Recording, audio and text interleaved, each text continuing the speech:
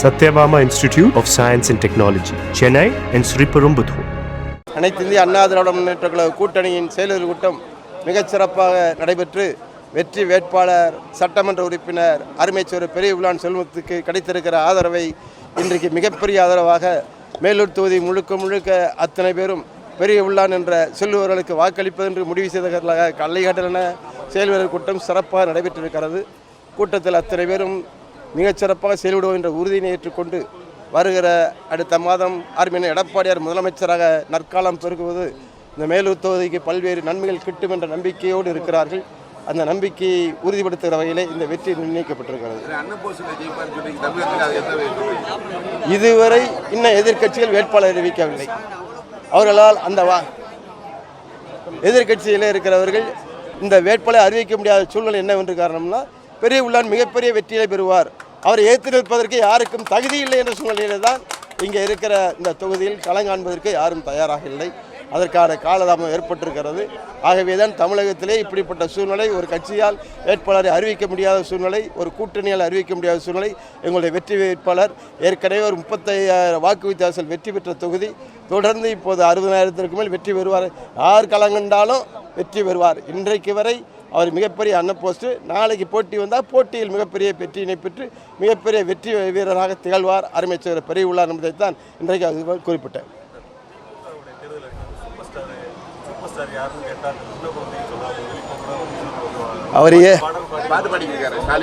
அவர் ஏற்கனவே உங்களுக்கெல்லாம் தெரியும், அவர் சின்னத்திரை நடிகர், குறிஞ்சிமலர் என்ற சின்னத்திரையில் ஒரு நாடகத்தில் நடித்தவர்.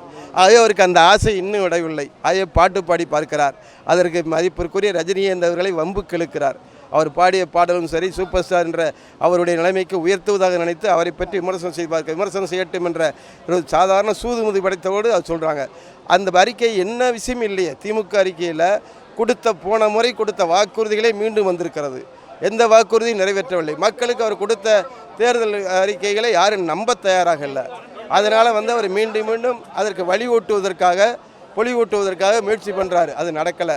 மக்கள் ஸ்டாலினை எங்கேயுமே நம்பலை, எங்கேயும் வரவேற்பு கிடைக்கல. செயற்கையாக தான் அவருடைய சுற்றுப்பயணம் இருக்கிறத தவிர எடப்பாடியாருக்கு கிடைக்கிற வரவேற்பு போன்று ஆரவாரமும் எழுச்சியும் அவருக்கு எந்த தொகுதியிலும் கிடைக்கல, எந்த இடத்துலையும் கிடைக்கல. மக்கள் இயற்கையாக வரவேற்கிறாங்க அருமையான எடப்பாடியாரை. களமும் நல்லா இருக்குது.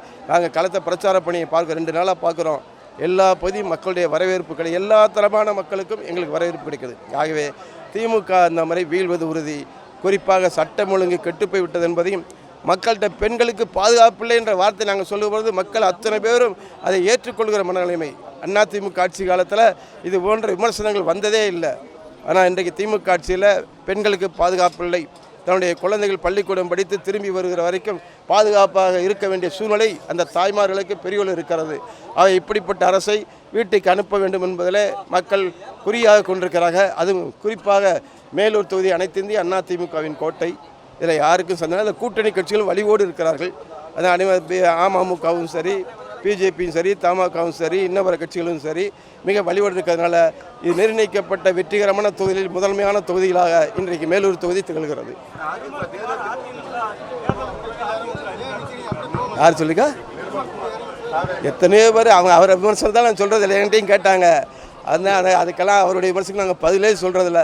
இதை மாதிரி சொல்லுவோம். எத்தனை பேர் காணாமல் போன வரலாறு உங்களுக்கு தெரியும், இருக்கிற இடம் தெரியாமல் போன வரலாறு தெரியும். அதிமுகவை யாராலும் ஒழிக்க முடியாது, யாராலும் கெடுக்க முடியாது.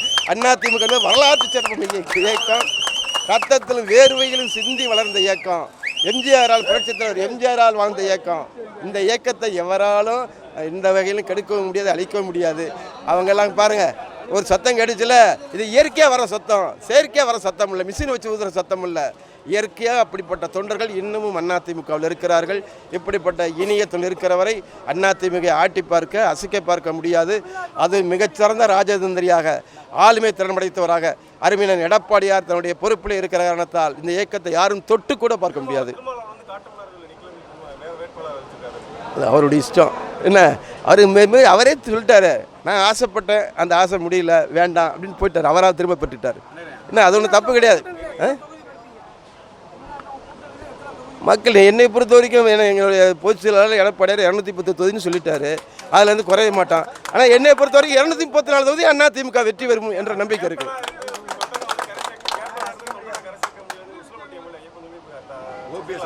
யாரு யாரு ஒரு மாலுமியா இருந்து கதை சேர்க்க முடியும். யார் சொல்லியிருக்கானே அவர் சொல்கிற பிரச்சனை விடுங்க. நாங்கள் அவங்கள Satyabama Institute of Science and Technology, Chennai and Sriperumbudur.